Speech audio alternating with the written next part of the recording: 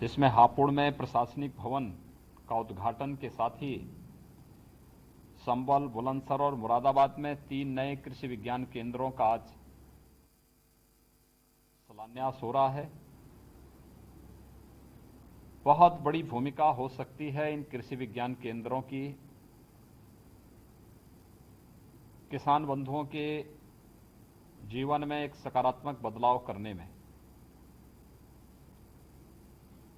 हमारा किसान प्रगतिशील किसान है। वह नया अनुसंधान चाहता है, नए तौर तरीके के साथ अपनी खेती को आगे बढ़ाना चाहता है,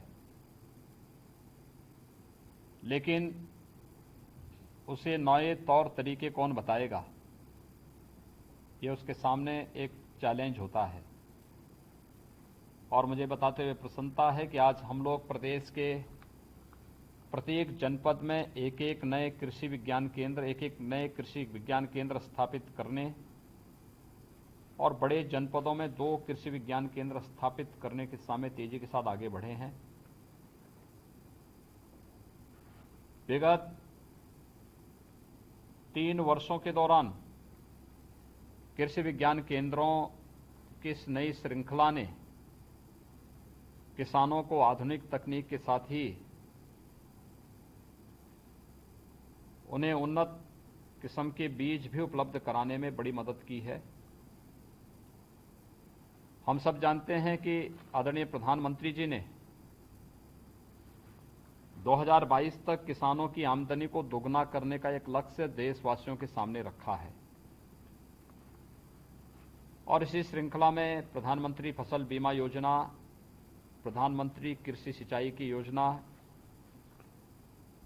न्यूनतम समर्थन मूल्य प्रत्येक किसान को उसकी उपज का प्राप्त हो सके, जहां इस पर जोर दिया गया है, वहीं साथ ही साथ इस बात पर भी जोर देने का कार्य हुआ है कि हर एक किसान को प्रधानमंत्री किसान सम्मान निधि के साथ जोड़ने के साथ ही किसान की उपज को किसी भी प्रकार के टैक्स से मुक्त करने की कार्रवाई हो। एक स्वस्थ प्रतिस्पर्धा को आगे बढ़ाने का जो कार्य हुआ है, हम सब आभारी हैं प्रधानमंत्री मोदी जी के, जिनके कारण कृषि क्षेत्र में एक नई प्रतिस्पर्धा प्रारंभ हुई है जो किसानों के व्यापक हित में है।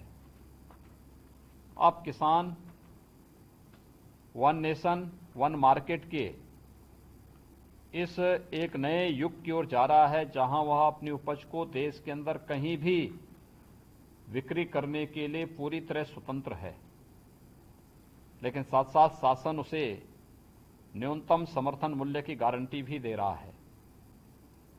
हमें स्वस्थ प्रतिस्पर्धा को आगे बढ़ाना ही होगा। अगर किसानों की आमदनी को बढ़ाना है, 2022 तक इस लक्ष्य को प्राप्त करना है, तो कृषि क्षेत्र में हो रहे बदलाव को हम लोगों को खुले दिलो दिमाग से स्वीकार करते हुए इस दिशा में बेहतर प्रयास करना चाहिए। किसान भाइयों और बहनों को भी इस बारे में ध्यान रखना होगा कि वह तकनीक को अपनाने में कहीं भी पीछे न रहें। हमें तकनीक को युद्ध स्तर पर अपनाना होगा, समयबद्ध ढंग से आगे बढ़ना होगा, फसलों की विविधीकरण की तरफ जाना होगा और साथ साथ अपने आप को नए युग के अनुरूप, इन नए बदलाव के अनुरूप अपने आप को तैयार करना होगा। हमें किसी क्षेत्र में पीछे नहीं रहना है और मुझे लगता है कि इसके लिए राज्य की 4 कृषि विश्वविद्यालय, हमारे सभी कृषि विज्ञान केंद्र इस दिशा में बेहतर प्रयास कर सकेंगे, ये मुझे पूरी उम्मीद है। मैं आज के इस अवसर पर प्रदेश के अंदर किसानों के हित में किए जाने वाले इन कार्यों को हम लोगों ने कोरोना कालखंड में भी देखा है। उत्तर प्रदेश पहला राज्य रहा जिसने लॉकडाउन के दौरान अपनी 119 चीनी मिलों का संचालन किया। प्रदेश के अंदर लगभग 200 के आसपास क्रेशर, खांडसारी के जुड़े हुए उद्योगों को लाइसेंस दे करके गन्ना किसानों की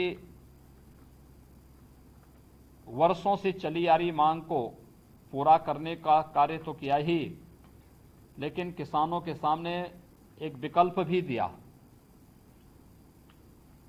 गन्ना किसानों का अब तक पिछले 3 वर्ष के दौरान रिकॉर्ड मात्रा में गन्ना मूल्य का भुगतान हुआ।